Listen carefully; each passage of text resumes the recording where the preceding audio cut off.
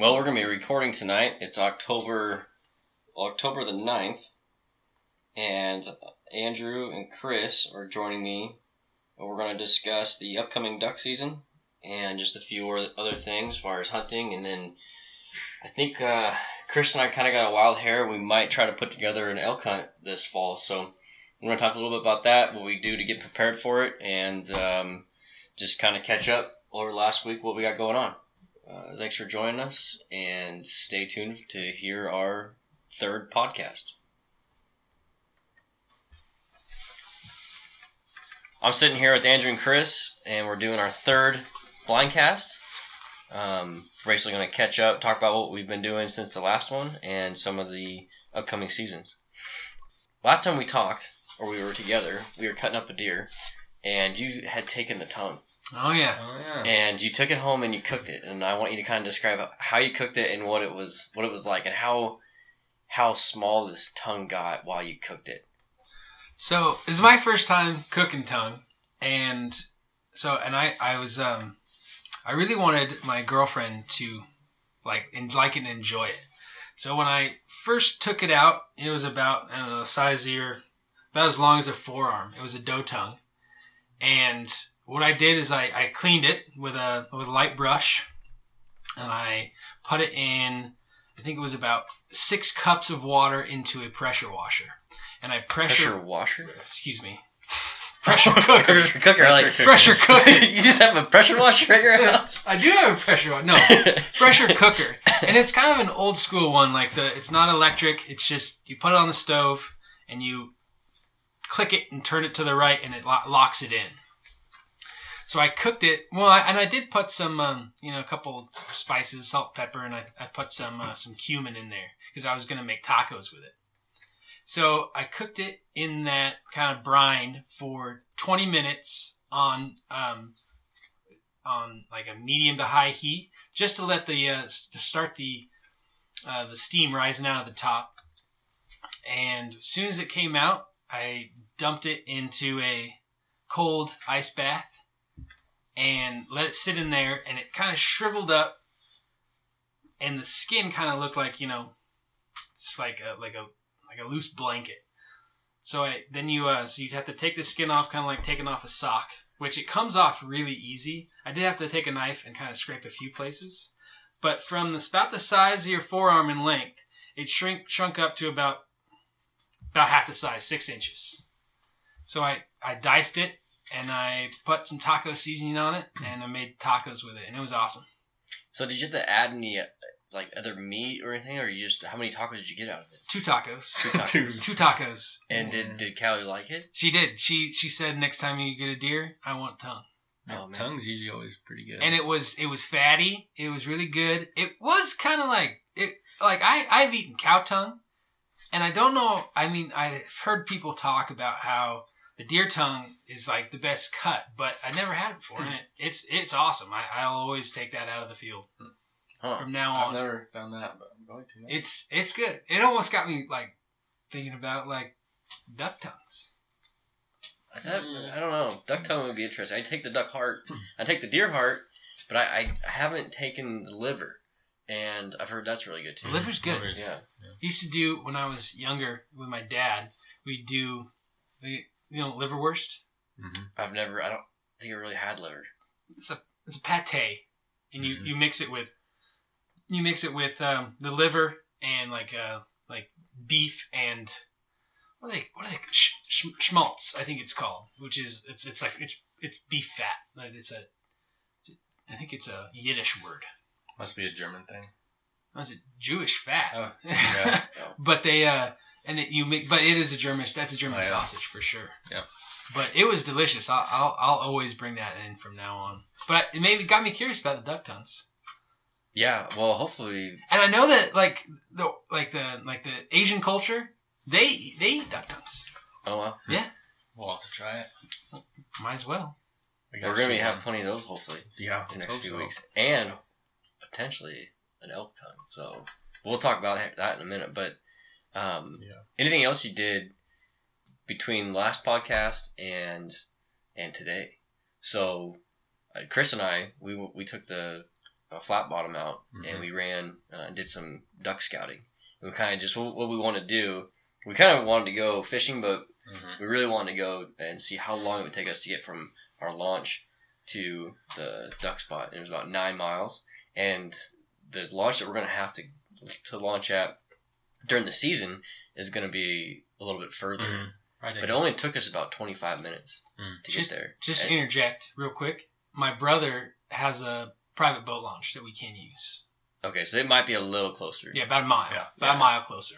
Probably So- take us 30 minutes with gear and everything still. Yeah. So we kind of figure out where we want to set up for the Mhm. first time, and it should be pretty easy to find. Yeah. Bring out a spotlight or something and get in there, and or some, and set up early. Mhm. And I was also thinking, if we find a long weekend, that we can go out Friday night, set up, stay the night. Mhm. Well, I guess you can't set up until like 4 in the morning, but Yeah. we can stay the night and be out there, not have to try to run in the dark. Is that in the regulations? You can't set up night before? Yeah, you can't set You can't that leave before. decoys out night before. But I'm pretty sure it's 4 in the morning, or is the earliest you can put them out. Now, do you know if you can leave your blind to get frosty the night before? I don't know. I think it might be Look at that. I don't just see them. decoys. I think it's just decoys. All right. So I don't know about the blind. I mean, because some people have permanent blinds out there. So what's the difference? Semi-permanent. Right? Well, I'm talking about because that regulation is in effect on private land too. Oh, yeah. Okay. So imagine some hunters that have private access just leave their blinds out. Yeah. Build a blind or dig a hole or Mhm. whatever it is. I don't know the difference. You can leave your blind, I'm pretty sure, but the decoys. You can't, Decoys you can't leave out. for sure. And why would you? Those things are expensive. That's true. Jeez Louise. Worth it, though. Yeah. So that was just during the week. And then we kind of met up for dinner and hung out and talked about kind of what we're doing with the podcast. Mhm. And then you went out hunting with your brother. Yep. This weekend we went up north near Chewelah, and we did little deer scouting and grouse hunting. The grouse hunting was not. That didn't work out. We didn't see one grouse, which was a bummer. But I saw 3 deer out there, a couple spikes, and a 3x3, and it was a lot of fun. It was like one of those mornings where you get like everything was sopping wet, but it was sunny. So every tree out there looked like a Christmas tree. It was just shining, and it was just perfect out there.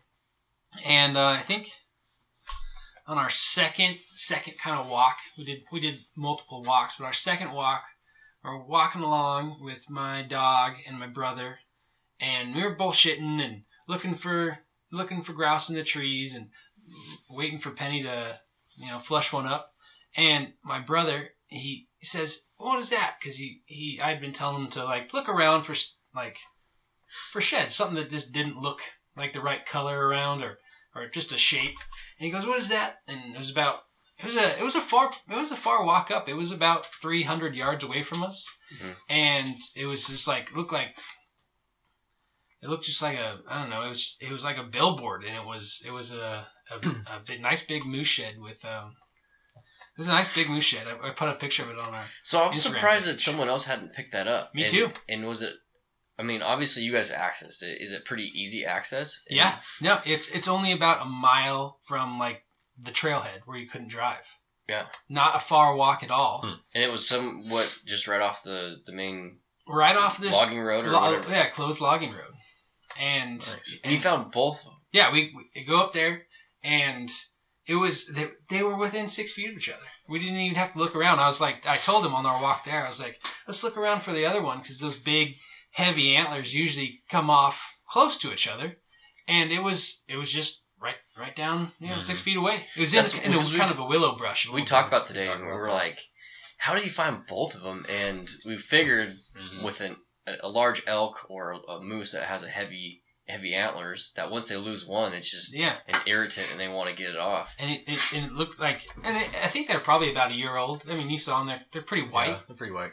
But sure, they're at least a year old. But it was kind of in some thick, kind of willowy, tall brush, and it just kind of must have scraped it off. What are you gonna do with them? I don't know.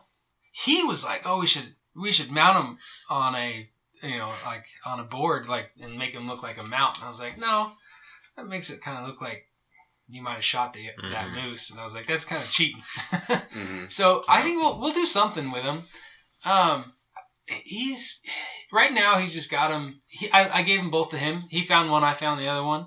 So right now he just got him out of his house, like on his fireplace mantle, and they look pretty cool. That's cool. They look pretty dang cool. And he just moved here. He's just kind of getting stuff together, and I think they'll probably be like a centerpiece in his house for months or years to come. But they're definitely out. And I was telling him, I said, this is a much better story than, like, remember that one time we didn't shoot any grouse? Like, Definitely. we remember that one time we found those moose sheds. It's a way better story. Yeah. Well, and you had Penny with you. Yep. And So she's you awesome. took a nice little photo for Instagram. Mm-hmm. Little hashtag bird dog. Bird dogs. Bird dog with shed. Bird dogs and sheds. Bird dogs and sheds. Nice. I'm really proud of her. She's like, I had no experience in training dogs, and I've been happy with her. But you've been on it. I've been on consistent. it every day. Yep. And I haven't. hey, Chris's dog Mason is kind of like, she's definitely helped Mm-hmm. like with certain things, but when Penny and Mason are around, Penny just kind of wants to, like, it seems to me like she just kind of wants to always bring me or you the bird 1st. Mm-hmm. She's like, I see how you're doing it, but I'm gonna do it. Like, I'm gonna try to be a little better. Mm-hmm. Yeah. Not saying your dog's not She's a little good, faster. but she's a little faster. She's a little faster. Mason, she's seasoned. She's gonna go get the ones that she knows we can't get. Yeah. I had a lab.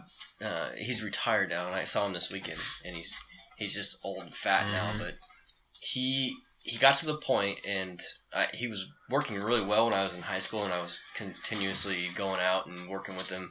And then I went to college, and I'd come back, and my sister would be feeding him table scraps, and he became more of the family dog than the hunting dog. He got to the point where if the bird landed on water or in water, he would go get it for me. But if it landed out in a field where he knew I could go walk, he was not going to go get that bird. And that didn't happen until later on. But yeah, he got lazy, and he was like, Yeah. no. Like, you go get it. Yeah. Mason does that every once in a while. Mason did good last year. She saved a lot of birds for us. Yeah, she did. So it's pretty fun. I've always wanted to get another dog, but you guys have 2 really good dogs now, so I'm gonna pass for a little while until. I couldn't be more excited to bring her out this weekend. I'm like super jacked because I've had her retrieve pigeons that I bought, and I've the dummies, but and a grouse. I got 1 grouse this year, and she went and grabbed that for me, but no ducks yet, and obviously, but I know I'm a little nervous, but I'm mostly excited. Oh, And she doesn't seem to be gun shy. Not at all. No. Yeah, that's good. I did. She was, when I first brought my shotgun around her, though, she was a little skittish. Not of the noise. Like, I was bringing her around. We did plenty of shots with my cap gun, my starter gun. Mm-hmm. Not a problem. But as soon as I brought the large stick, she did not like that. Like my large shotgun. She just kind of thought it was a big stick, and she's a little scared of it. So I ended up. Were you beating her? I know. That's what I was gonna say. No, she just was like skittish around it. Huh. So I ended up like putting it on the ground and like putting treats on it. Oh, Like little there treats. You go. And I watched TV and I'd like put a treat on it, and then she'd kind of like sneak on over and like just barely like try to get as far away from it as possible, but still get the treat. And then slowly, until she's just like, I put a treat on it, and she goes right after it. So now when she sees it, she's like, "Oh, is it time for treats?" That's good. So it took a little bit, I don't know, ingenuity. I think Mason was afraid of me with racking. Yeah, racking the noise. shotgun. Yeah. And I'd do that too while she's eating. She was a little afraid. Anything I could do to like get her used to my gear. I mean, I've been like putting her inside my gear and in her kennel, and I've been doing as much as I can to make her get used to it, and retrieving the bumper in the water with like decoy strings. She hated that when it's like she'd get like a string on her. Mm-hmm. She kind of like would stop and like turn around and like circle. Now she'll just go for the bird. Cool. That's good. to kind of bring it back to the shed that you found, today I was just kind of curious because you got the shed about picking up moose antlers and elk antlers and deer. And what I found, and you can kind of Google or you search for a hunting law. Basically, the Washington Fish and Wildlife will have like these responses to questions that are often asked. And what I read, and I don't know, I found a contradicting statement where it asks if you can resell basically sheds and or taxidermied animals, so for profit or barter. And because you're not supposed to barter with wild game, with edible body or wild game body parts and fish, right? Yeah, right, edible. And then there was a question: are you allowed to barter and sell for profit non-edible animal body parts? And the answer was no to that question, but yes to the horn, or the antler, and the mount. And so I found it contradicting itself. I wouldn't have because the non-edible portion that's the antler. Yeah, and I see posts, on like Facebook Marketplace and Craigslist of people buying sheds by weight. Yep. And so I don't know if they're talking about like.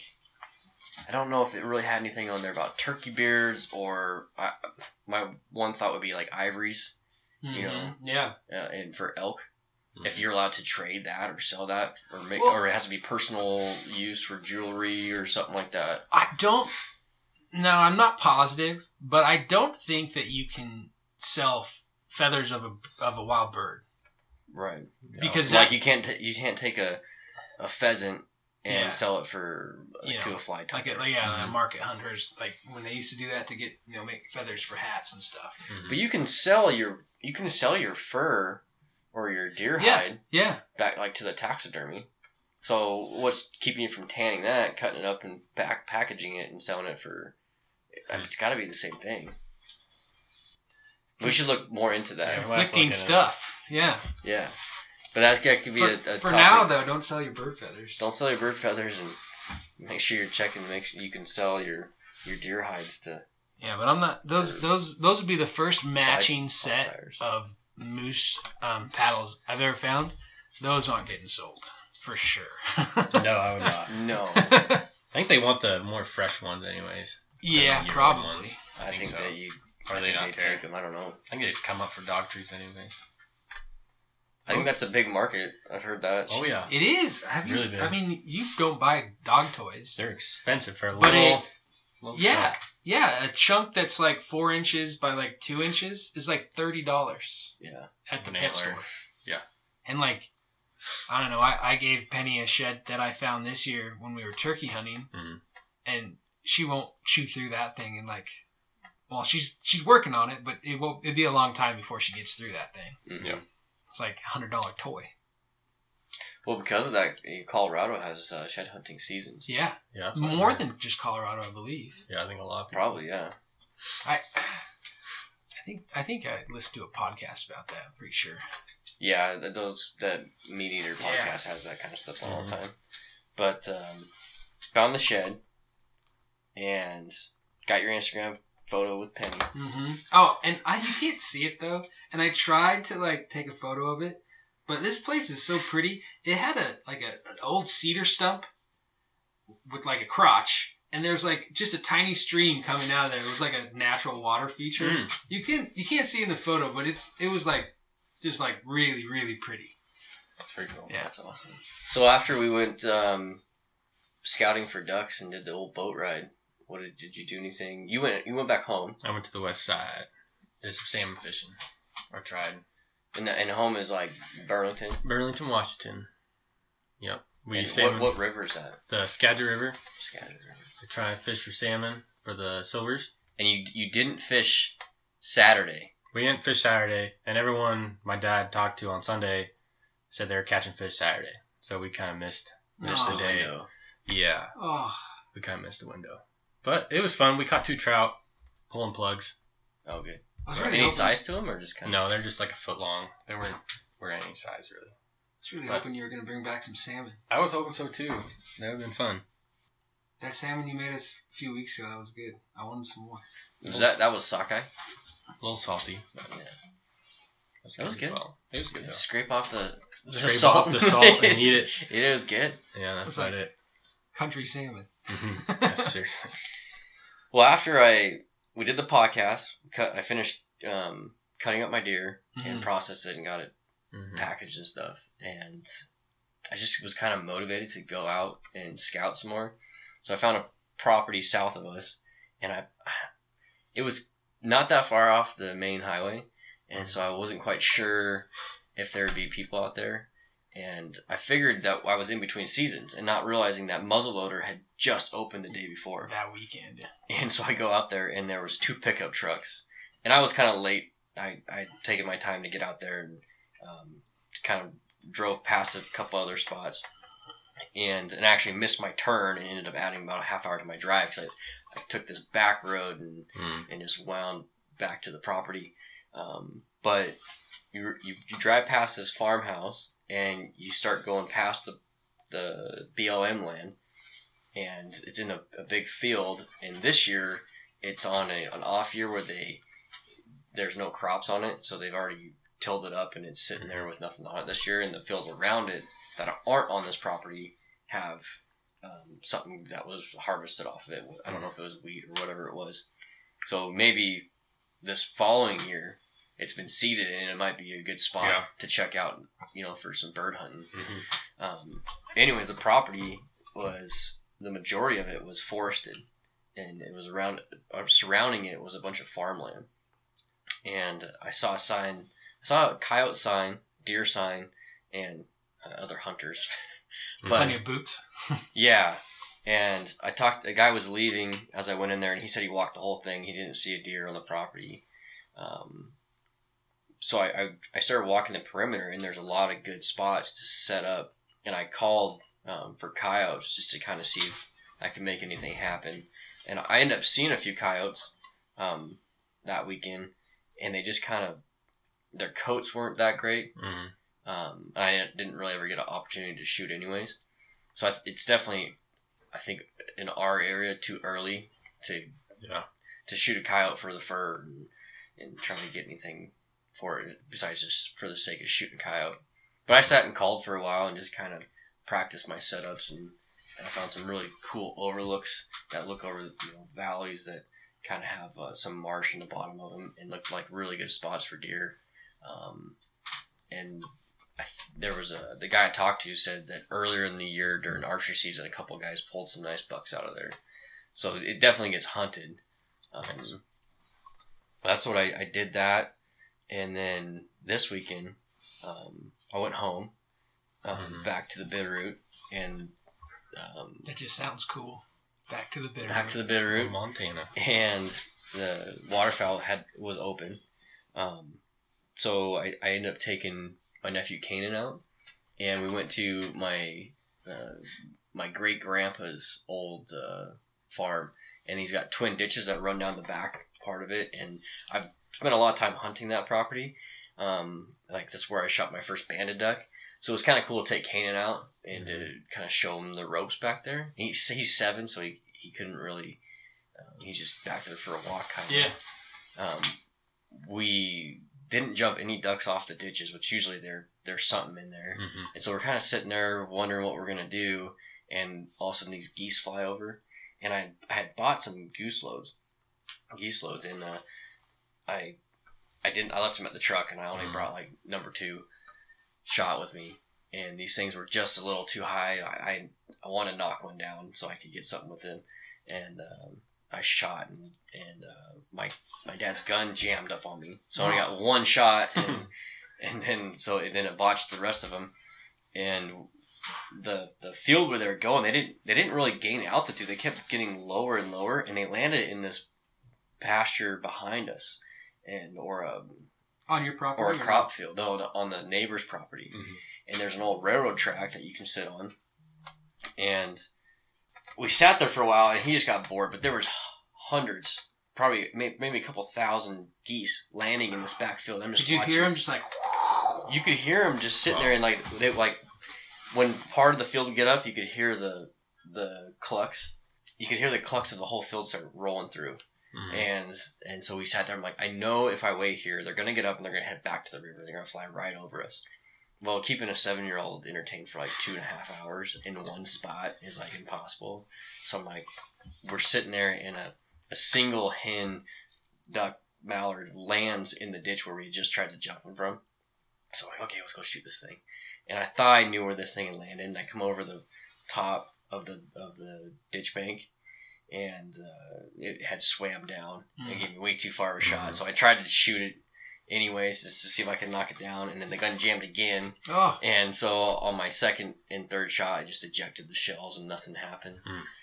So is this a auto loader or is this a pump? It's a pump. It's a pump. But the ejector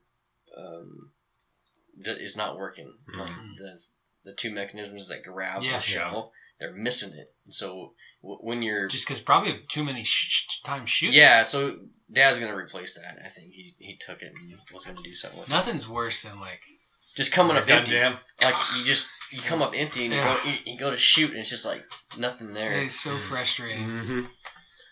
It's so, I mean, that happened to me a couple times this year just because I have a bad habit of like screwing with the action of my Benelli, and I kind of just like thumb it.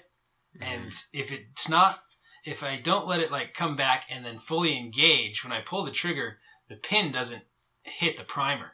So it happened to me a couple times this year with you guys, and I was like, I'm always futzing with it. Yeah. So anyways, I missed this hen, and Kanan's watched me miss and kick the dirt and stuff, and he's kind of laughing. And we ended up kind of just goofing off. There's this big old cool willow tree, and he was climbing all over in it and finding bugs and animal scat and just pointing out everything. And so we're sitting there and passing the time, and I know that these geese are going to fly. So he's getting. I was like, we'll wait till 7 o'clock and we'll walk out. And then from then we had 45 minutes till shooting line was over, or about 45 minutes. And I knew those geese were any moment we're gonna fly up. So we probably should go back and sit on the railroad tracks. But to convince him to go back there wasn't gonna happen. So we kind of start walking out, and sure enough, animals start picking up, and they sounded super funny. And I thought there was only geese back there, but all of a sudden a group of like trumpeter swans gets up and they fly by. So there's these huge birds. That's flying awesome. by us. And it must have been a couple hundred of them in there. Like they all got up at kind of separate times, and then right after that the geese got up, and the cloud, like it was just like a cloud of geese, this wave of geese, and I got one shot, and the gun actually cycled that time, or it ejected the shells properly, and I got 3 shots off, and I missed all 3 times. It's not like you. No, it was kind of a rough start to the season. Were they out of your shooting range, or were they? They probably were for what I was shooting. You're just desperation. Well, but if I would have, so the railroad tracks have a power line running down them, so the geese have to lift up to get over that power line. If you were at that line, they would be right there, about that level, and it would have been. I would have had a way better chance. I still would have had to hit them, but I'm like, and it was just like one solid wave of geese coming over. As soon as I got my one like line of geese past me, that was it. There was no other opportunities to shoot. But Kanan's been talking about it, the rest of the weekend. And well, that's good. We had to cross a fence to get back to try to shoot that hen, and he's getting big. He's like almost 80 pounds, and he's got these really nice coveralls on. And I get over the fence, and I go to pick him up over the fence just so we can hurry up and go do this. And I go to grab him, and I'm going to go, huh! And I can't pick him up. So I reach down, and I grab him right by the hips and grab these jeans he's got on, his bibs, and I just give him one big heave. I pick him up, and he's got his legs flipping in there, and I set him on the ground, and I turn, and my feet cross, and like there was like a stump or like a stick thing, and my feet cross, and I hit that, and I just dive face first into the pastures. Boom! And he's sitting there on his feet, looking at me and just cracking up laughing. I'm like, oh my gosh. So that was probably the funnest part of that hunt, was just taking him out. Was that his like first hunt, or one of them? We had taken him out to track a deer a couple years ago that I'd shot, and so he's experienced a lot of that. And how old? I don't remember how old I was when I got my when I went through hunter safety. I think Montana you have to be 12. 12. I can't remember. I'm pretty sure it's 12. 12 or 13. I don't remember how old I was. They do it a lot different now. You can take your hunter safety online. Mm-hmm. Oh, really? Yeah, you don't have to go to the class 3 times a week. Yeah. It's probably better to go to the class. Yeah, it's but I probably know better to go to the class. you can do it online now. Yeah. Well, that's cool. Yeah, and then the next morning I knew a spot down the river that if you walk in right at shooting light and kind of get there maybe a little early, you can creep in on this backwater eddy where geese like to land. And I figured with all those geese that got off that field, like there's got to be geese just in the valley. And what happens a lot of times is the geese will get stacked in there, and then it was all socked in, and the geese can't leave, right? So they're just going to stay in the valley until it clears out. They get a bluebird day, and they'll just take off. But so I figured they were there, and there's like, I stayed up super late catching up with my parents, 1 o'clock in the morning, and there's something about not getting up and going and just seeing if there was geese there that I couldn't live with. Mm-hmm. So I got up with like 4 hours sleep and went down there by myself. Kanan wanted to go. He said, wake me up in the morning. I want to go with you. And I was going to wake him up, but he was like sawing logs still, and he'd fallen asleep. He'd already been sleeping for like 8 hours at that point, and he still was like not even moving. So I was like, all right, I'm just going to go down by myself. Went down there, and I snuck in on this place just perfect, and there's nothing there. Oh, man. And I sat there for about an hour after shooting light, and the guys down about a mile down river, Oh, yeah. they were just lighting something up. I mean, must have been 3 guys just boom, boom, boom, boom. I'm like, I saw one teal come. I was walking out, and a teal flew in behind me and landed in the main river, and I thought about shooting at it, and it was a little far away. I'm like, if I shoot that, there's no way I'm getting it back, because it was in kind of a current area, and then right below it was a bank with a really swift current, and it would have just been really hard to get. So I passed up on that. I was going to ask you, you put a video, I think it was either on our story or if it was on our Instagram page. Was that a crane? Or Those were the swans. Those were the swans, all right. Those are the trumpeters. I couldn't tell if that, because I could tell the neck was really moving, Yeah. but I wasn't positive what I'm it was. pretty sure they're trumpeter swans. Probably. They're huge. They're huge. They're massive. Yeah. And on my way out, there's a lot of trout rising. In the ditch? Well, in this river. Oh, in the river, right. Should have brought your flagpole. I know. I'm like, I chose the wrong sport. I would have been slaying them. Yeah. You are like the sneaking master, though. You like to sneak up on them. Me and Andrew are not good at sneaking. Getting them belly crawl, coming up and seeing if there's ducks there. Yep. I enjoy doing that, and I'm going to have to do that a lot this year with Penny because she doesn't want to sit still yet. So I'm going to have to either go with you or you're going to have to take Penny and I'll sit with Chris. Something's got to happen to have Penny not just be playing around our blind and scaring off all the ducks. So I think for me, growing up, I didn't do a ton of duck hunting the first few years until I was old enough to go by myself and my buddies. But I did a lot of big game hunting with my dad.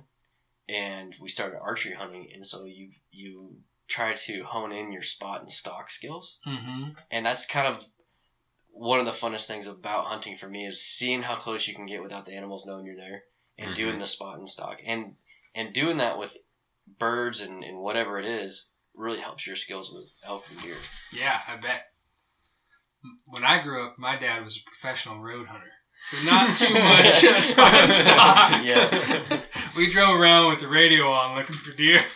Hot cup of coffee. Yeah. We had quite a few road miles too when we were younger. I imagine, my sister being 12 and I was 14, we were probably, and we would go out before we were old enough to hunt too, and my dad would just take us out. And we would go, and he'd basically take us away for the weekend so my mom could have a weekend to get the house in order and do her thing.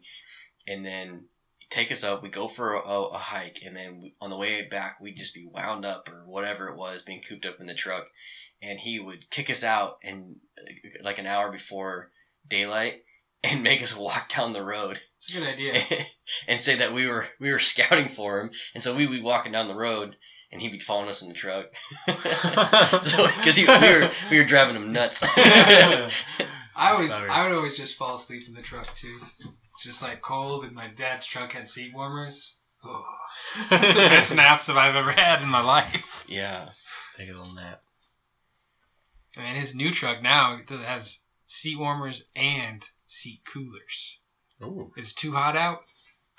Click the button. that's nice. Ooh, it's nice. So is it like is it air that comes through, or is it? I don't know what it is. To be honest with you, I have no idea. I don't know if it's air. Or...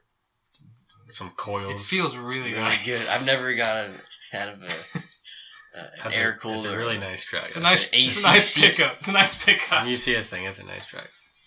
Well, there was some AC in that boat when we were riding out there. Yeah, That was a little chilly. Now, I was going to ask, Yeah. did you see ducks? We saw a few, but nothing. Nothing We're setting crazy. up there opening weekend. Nothing When setting up. when Chris and I went out to that spot that we hunt often, there were a lot of ducks. There was a lot of ducks out there. And there's a lot of ponds, and we walked up on at least 5 ponds. Every pond had Every ducks pond on it. had ducks. Yep. But the most ducks were in that first little pond that we like to hunt. There were That's the same thing last year. 50 ducks on there. Like, There was the front part that easy. we jumped, but then around the corner it was covered. And it was great to see them. I mean, it was pretty exciting. it was and both our dogs were kind of like, oh, what are we doing here? What are you doing? You're not Did you shooting shoot those anything. things? Yeah, I know. That's funny. Penny kept on picking up cow turds. When we did the kayaking trip on the Little Spokane, you could tell Mason those ducks are used to seeing kayakers, so they didn't really Mhm. care that we were there, and she was just like wanting to go after these things. Like, what are you guys doing? I know. They're right there. Sitting on my kayak. Have you ever like read about or watched videos about people who take their drift boats out and duck hunt on the river? No, I've heard people taking like Kayaks. float tubes on the Columbia. Mhm. Float tube, and you put a bunch of ghillie stuff on it, Mhm. and you just float down, and you just kind of stay I'm on. gonna take my kayak out this year. To a Well, few yeah, spots.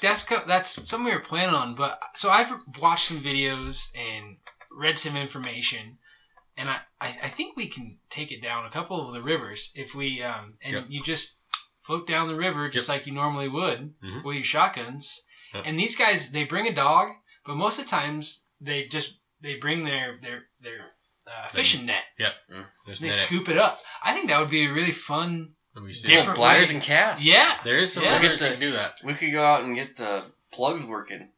You know, Mhm. maybe do some steelhead fishing on the river. I think that would be a really fun hunt for us to do this year. Especially we've never done it. I think it would be Yeah. fun. We always talk about doing a blasting cast, and every time we just get distracted, one or the other. We get blasting or casting. Yeah. Hiking too much gear to just add a fishing rod. That's true. We Yeah. last year we hiked every time pretty much. We But did the drift boat would be, so much fun. That'd be Yeah. ideal. and it's big enough for, the dogs. A dog. I don't want to say Or- Yeah, or- we'll or go a both dog. a dogs. dog. If we even need a dog. Gotta bring a dog. Yeah, you got them. You got to throw them out of the drift boat. They're not gonna. Maybe your dog. My dog jumps out of the boat. Mason ain't gonna jump out of that drift boat. Some high walls. So speaking of duck season, I was gonna read through the dates, but That's apparently all right. I was looking at 2017, You're all. and so I'm gonna let Chris kind of. I want to go through all these. Yeah, go. Okay, so we have opening weekend coming up. Duck opener is October 13th to And the it's 31st. This Saturday. This Saturday, Saturday. statewide, Big day. and it closes for about a week, and it opens November 3rd to January 27th, and your limit is 7 ducks. And so they give you that first week or so, Yep. and then they They take shut the it pressure down. off. Yeah. No. It's a full month Well, or it's half month. It's a half month. Half A month. couple weeks, and Couple they shut weeks. it down and they reopen it. And that Oh. just kind of takes the pressure off the birds. Lets Yeah. them migrate through, maybe. I'm guessing. I have no idea. I don't know either, but it's kind of a bummer. It is. It's a good thing for our significant others. It is. Yeah, well, it's a good thing They for can us, see us. actually, because we get to leverage that week Yep. to spend time with the significant others, which opens up other hunting opportunities. Yes. And I was really excited, because right now, you guys know I'm on a traveling schedule to see my wife. Mm-hmm. And it just so happens that the 2 weekends in between our visits is elk season, Opening elk season. opening elk season. So I get to hunt 2 weekends in a row, possibly for elk season. So I'm trying to put something together for that. I'm still excited to do duck hunting, and Yeah. I think we're going to go out the 21st Yeah. that morning Mhm. and hunt that. But yeah, so I get to get my brownie points out of the way, and then get to go hunting a little bit. It's a good idea. So now that was duck, and that goose. was statewide, and Yeah. so goose. Goose is they separate in migratory units, You just look at your regulations to see what unit you're in. But number 1 is the Spokane area. Try not to tap the microphone picks everything up. And for the Canadian geese, you're allowed 4, and it's October 13th through November 25th, and then it closes and it reopens December 8th through January 27th.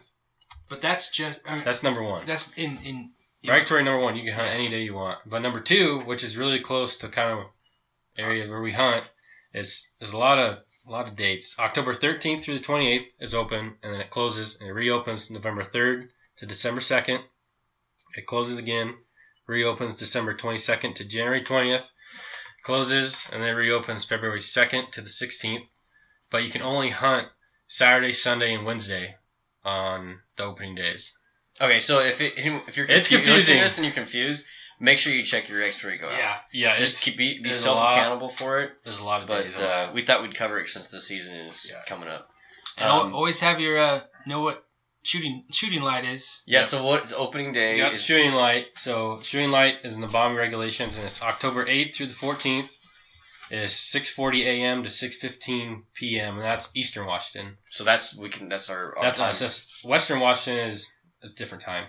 And then next weekend is October 15th through October 21st, and it's 6:50 a.m. to 6:05 p.m. So just to define that's your shooting hours. You cannot shoot before or after that. Oh, that's your legal shooting hours. So I was looking at the big game regs, and I read that it's 1/2 hour before and after. Is there not shooting? I'm pretty sure I thought Big Regs had. There's a shooting thing, but that's what it states in there. Yeah. And turkey is 1/2 hour before. Yeah. Until sunset, and they give you that time. Mm-hmm. But you can shoot a half hour before. Yeah. So I think that's giving you the sunrise time. Yeah. Because this is the 30 minutes before sunrise, technically. At least probably in the middle, I'm guessing. Yeah. It's always like when the ducks are flying is when it's non-legal shooting light. They're just got him everywhere. Right mm-hmm. Yep. But we got a couple other dates. Pheasant is open October 22nd through January 21st, and you're allowed 3. And then quail, the California quail, is open October 6th to January 21st, and your bag limit is 10. So have you guys done any... No quail. And a dove or... I went dove hunting just kind of... Yeah, dove just a little bit. But in the area that I went, very few doves. I feel like in this area it got cold. Yep. And they kind of moved on. Mm-hmm. There was that first weekend that was hot. And I'm like, we should be. I think I was sitting. Yeah. I think I was sitting. Yeah, you were. Yeah. Because deer hunting opened September 1st and dove opened September 1st. So the bees were terrible that weekend. I didn't have a bee problem. Yeah, I wouldn't help you look for that deer. Oh, maybe there was. Never mind. There was I got a lot stung of bees. twice. Stung twice? They must. On the same arm. If I'm getting stung twice, I'm getting stuck with an EpiPen. We should probably put that in a pack. I have it always with me. With you? Okay, good. Where do you keep it? We need to know. Are you? You got so many damn gadgets on you. Are you looking for your EpiPen? And I'll be pulling out. It's stuck right next to my fishing vest. I'll be pulling out pliers, duct tape, and be like, "Where's Andrew's EpiPen?" So it's not that I need it like right away, but when it? I get stung more than once, I'm having an adverse reaction. Oh, really? Yeah. And I've never actually gone into anaphylactic shock, but it's better safe than sorry to have your EpiPen. Yeah. If I get stung twice, I either need to take a heavy dose of Benadryl or I'll probably need my EpiPen. But those things are expensive. I don't want to waste it. Yeah. So I haven't been stung in a long time. You. So I wasn't quite sure how I was going to react to it, How did it? Was it? The first couple hours, really nothing. It itched really bad. And then actually the next day was when most of the swelling actually happened. Yeah. And I didn't swell a ton. I really don't. I'm not lucky that way. But it was definitely uncomfortable. And it was right where my release was. So the next day I sat and I put my release on and it was just like, it was so uncomfortable. I mean, speaking of this, do you guys bring first aid kits into the field? Yeah, we can kind of use this as a segue. So I mean, I got you, I guess. I mean, I bring a first aid kit everywhere. I mean, so before we go, go ahead. Well, I was corresponding with a buddy, and his name's Jake, and he texted me. He said He says, I'm going on my first elk hunt this year. Super excited.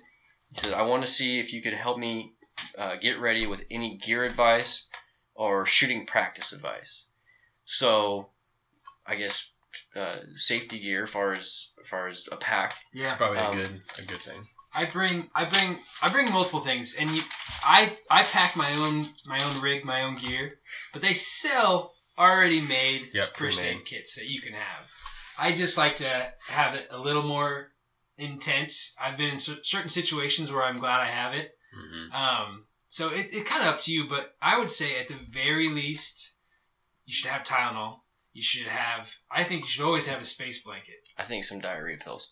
Diarrhea pills is probably a great idea. I bring iodine. They're like just little tablets. They They save you. I don't bring. I guess it is. I bring those. I bring those little pink.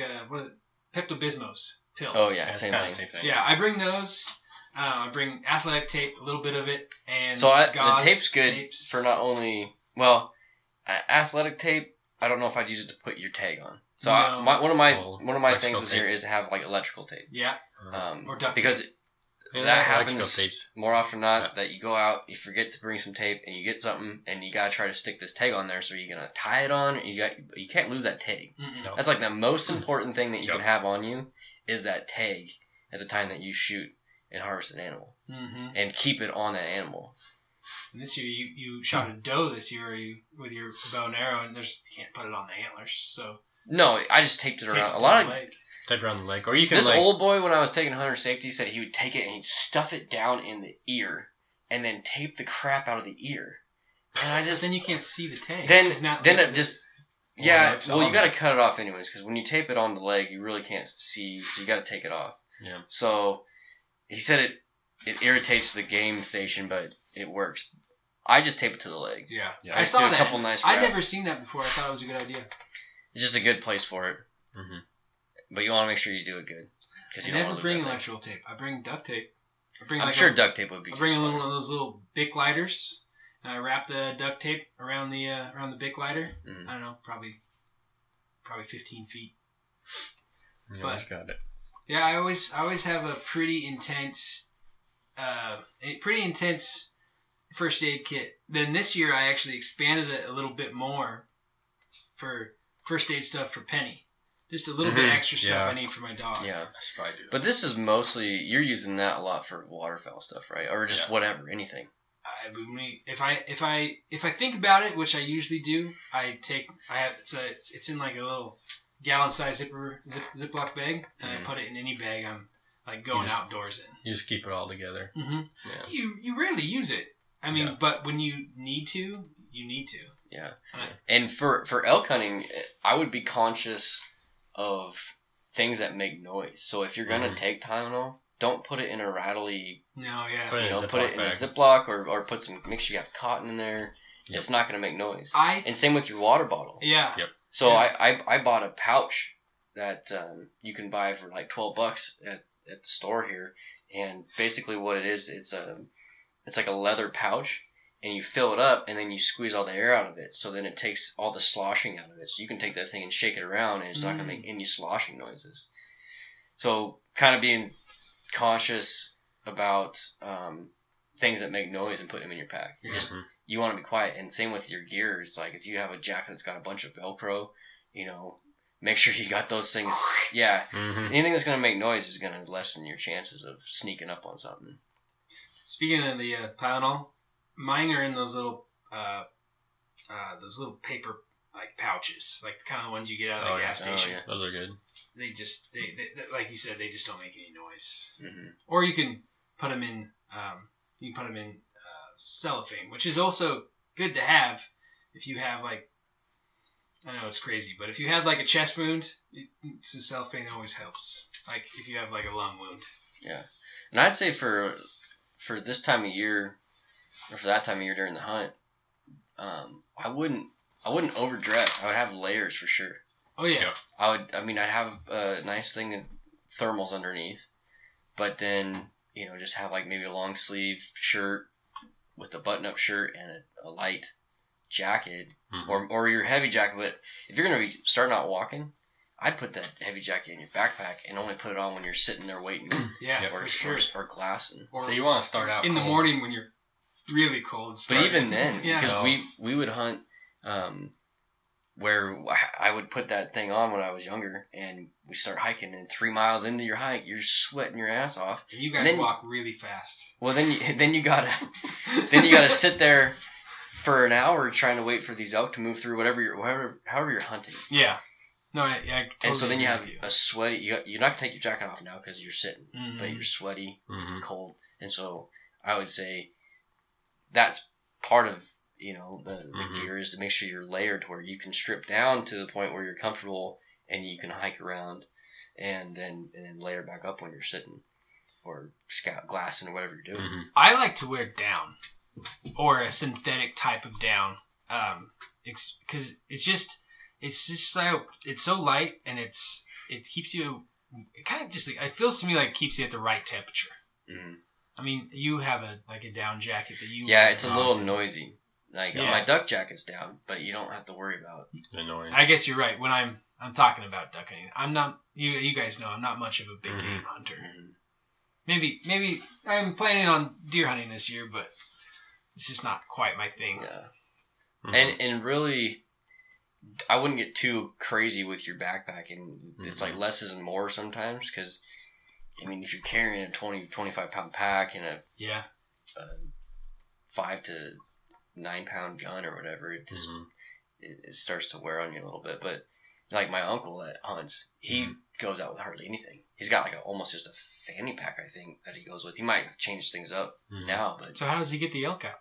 Just bit by bit? Right, it goes back to his truck. yeah, I guess. just run. Yeah, I'm sure he's not packing like a something with a frame with him.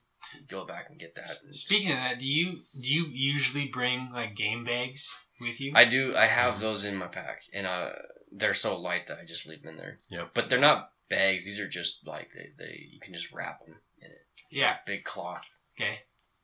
things. Gotcha. Because I was curious about that. Is like how fast.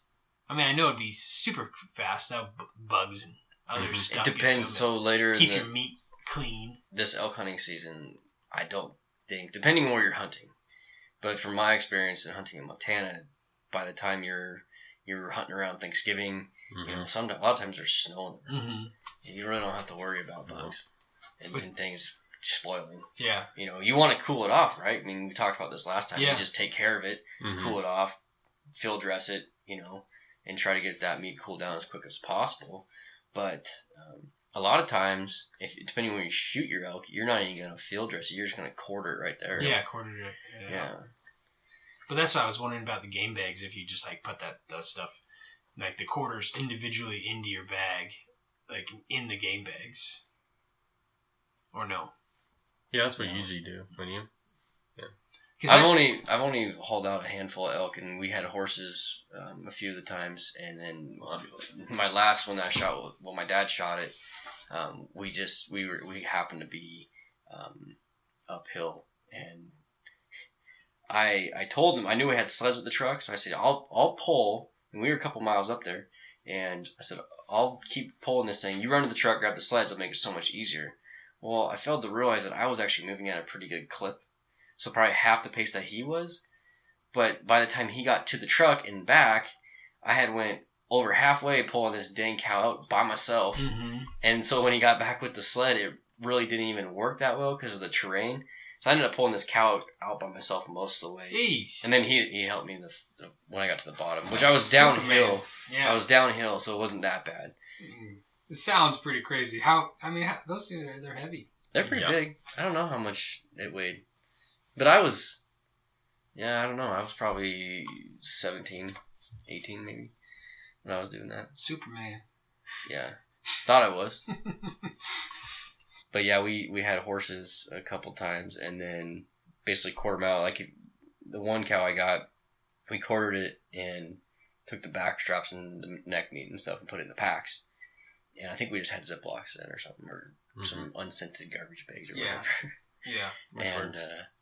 And then we basically I took 2 sticks and tied the quarters to it, and it was snowy, just fresh snow, and so we just put those around our waist kind of, and had a quarter off each side, Yeah. and just walked out with them, and Gotcha. Well, that's pretty cool. worked pretty good.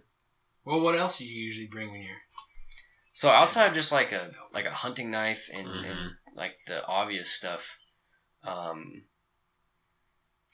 with rifle hunting, I mean, you want to try to keep your scent down no matter when you're going out in the woods. I don't Mhm. think it's as critical. No, it's right. But even so, especially up Mhm. here, like a lot of the places are so wooded that you want to still get in close. So I'd be Yeah. conscious about your scent. Yep. You know, don't be cooking bacon in your camo clothes and going out in the woods, or smoking cigarettes and going out in the woods or whatever. Which maybe they don't care about the cigarette smoke, but Smoking your vape pen. yeah, your vape pen. It don't matter. Your cotton candy vape pen. Yeah. And if you're new into it and it's your first time, I just would start reading about it. Like I bought books and all these Mhm. tips and Yeah. you know just YouTube. YouTube. It's a podcast, Yeah, and there's all podcast. sorts of stuff out there Yep. for it. You could go and you could beat this topic to death with what different guys prefer for Yep. gear. And I always like to bring cordage, like P cord, the 550 cord. I always bring that when I'm doing stuff too. oh yeah, I like to have rope around. yeah. We usually have some Yeah. sort of rope, Yeah. Some paracord. because if you have a cow or something, you get down. There's not, and you're in a spot where you can possibly drag it out. I mean, it's nice to have something tied around its neck, and It's nice to have a little bit of rope, for all kinds of stuff. Mm-hmm. yeah. So we kind of discussed the gear and stuff that you take. Oh, I guess for like a gun.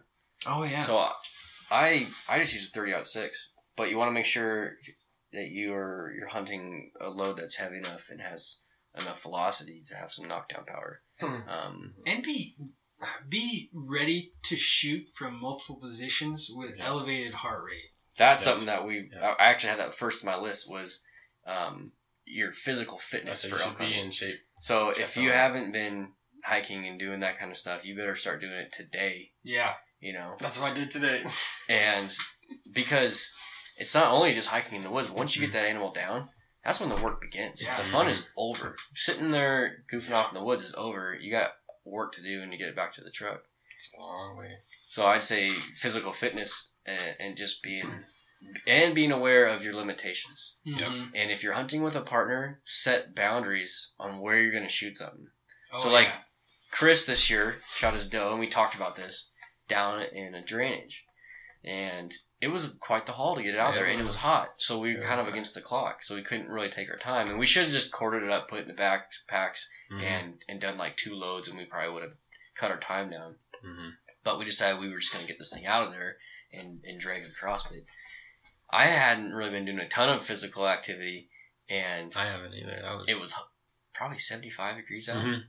hot, and we had hardly any water. That was a good I workout. drank my water pretty quick, and it was like by the time I got to the top, and luckily enough, I'm in decent enough shape that I can handle that. But Mhm. if you're going out and you're not in any type of shape, especially if you're older or Yeah. whatever it is, know your boundaries, Yep. your limitations.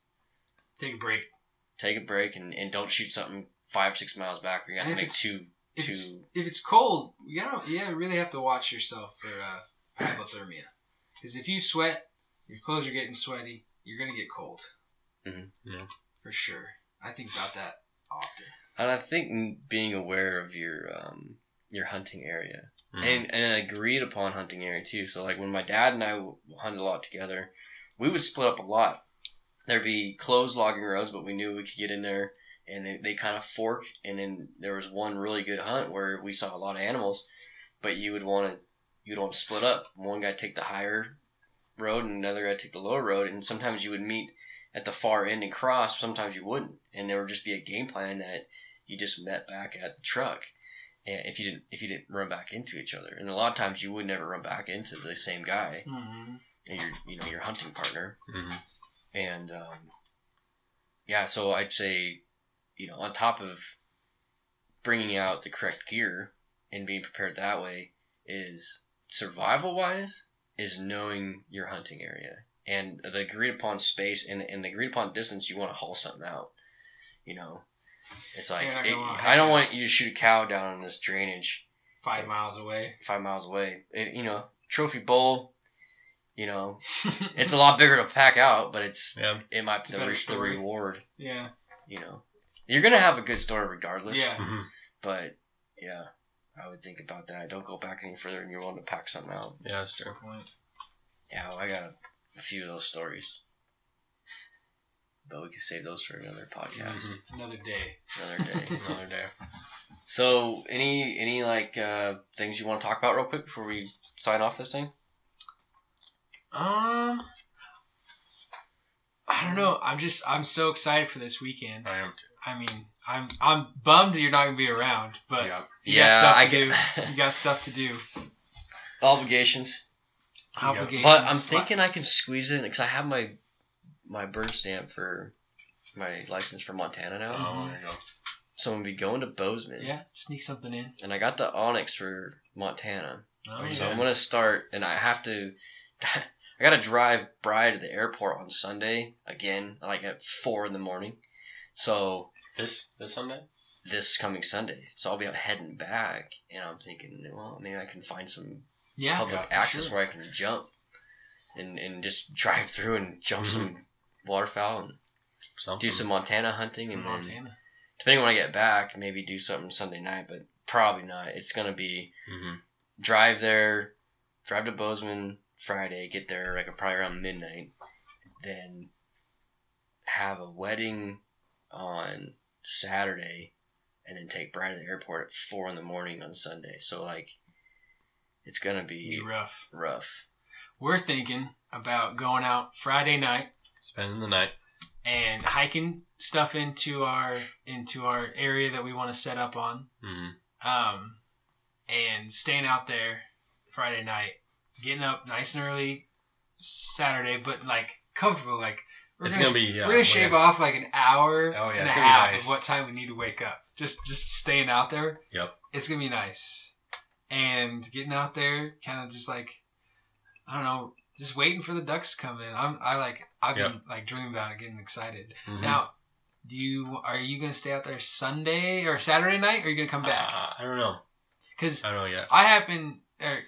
Callie is going to a wedding this weekend, so I really don't have any home obligations. Oh, nice. So I'm not quite sure what I'll be doing. I think I might have to go back home Saturday, but then Yeah. I'll sure be able to go Sunday morning or Saturday night. Maybe I'll come back out. Yeah. Now, but if we end up limiting it out early Saturday, I'm going home because I want to take a comfortable nap and going back out Sunday. Yeah. But sure. yeah, I'm not just gonna stay out there because it looks pretty deery out there, like mule deer, but we haven't seen anything. There's no deer out there. Nothing. We spent a lot of time out I there. think the only other animals we see out there are owls, crows, cows, and we saw like a badger. Wolverine, or Yeah. something. I saw a rabbit last year. Oh, okay. There's one more. One more to the list. No Oh, ducks. Oh wait, Huns. Huns. We see Yeah. Huns out there. Yep. Which is gonna be open this weekend. I don't know. I gotta look at that. Okay, I'm guessing. we'll have to but look. That's another one we should bring up on the next podcast. That's a good one. Is do you have to wear orange as soon as you shoot an upland? If you're clearly duck hunting and you're going, because we go from spot to spot once we set in the morning, and we get opportunities at these upland birds. Mm-hmm. Do we technically have to have our orange on? And as soon as you shoot one of those, do you have to keep your orange on? Yeah. If you're in possession of an upland bird and you're out in the field, do you have to have your orange on? So I'd like to dig into that one and figure out for sure. You think we could probably just call and ask, the game warden. Yeah, I think we should definitely have that answer for next time. Next time, let's have an answer for it for sure. So, anyways, we'll wrap it up here. Thanks for listening, and we've started our Instagram, so Yeah. Blindcast1, and we're up to 30 followers now within a week. So we're really growing. chugging along. Really chugging along. We got the Facebook thing going, but nothing's happening over there yet. So Yeah. Blindcast1 if you want to see anything, and then we're working on getting these up, and they'll be available hopefully on iTunes and some other podcast platforms. Mm-hmm. Yeah. So, thanks for listening. Well, I hope you enjoyed another episode of Blindcast. If you haven't already, you can follow us on Instagram at Blindcast1. Again, that's Blindcast1 on Instagram. Thanks for listening, and hope you tune in next time for another Cast from the Blind.